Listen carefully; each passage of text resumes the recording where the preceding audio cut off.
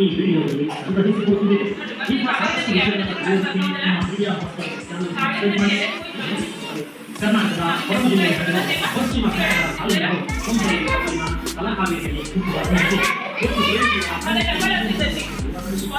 ಕಲ್ಲುನಾಯಕ ನಾಗಪಟ್ಟಣ ಬಳಿ ಇರುವ ಸಮೂಹ ಬಳಿ ಒಂದರ ಒಂದು ಹೆಸರು. ಈ ಊರನ್ನ ಅನಾಥಾವೆಂದು ಕಾವೇರಿ ಕಲೆ ಕರೆಯಲಾಗ್ತಿತ್ತು. ಅದು ಚೋಳರ ಪ್ರಥಮದ ರಾಜಧಾನಿ ಕೂಡ ಆಗಿತ್ತು ಅನ್ನೋ ಉಲ್ಲೇಖ ಸಿಗುತ್ತೆ. ದಕ್ಷಿಣ ಭಾರತದಲ್ಲಿ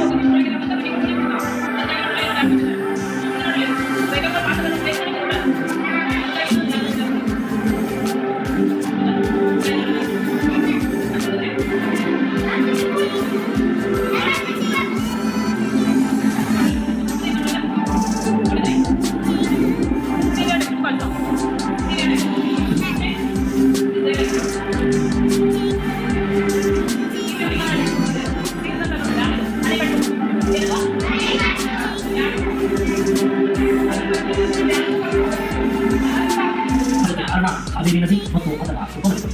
ನಾವು ಕರ್ನಾಟಕವನ್ನು ಗಮನಿಸಿದಾಗ ಇಲ್ಲಿ 2 ನದಿ ಪಾತ್ರಗಳು ಪ್ರಮುಖವಾಗಿ ಅದರ ಜೊತೆಗೆ ಪಶ್ಚಿಮ ಘಟ್ಟದಲ್ಲಿ ಹುಟ್ಟಿ ಪಶ್ಚಿಮದ ಕಡೆಗೆ ಹರಿಯುವ ಕೆಲ ನದಿಗಳು ಕರ್ನಾಟಕದ ಕಾವೇರಿ ಮತ್ತು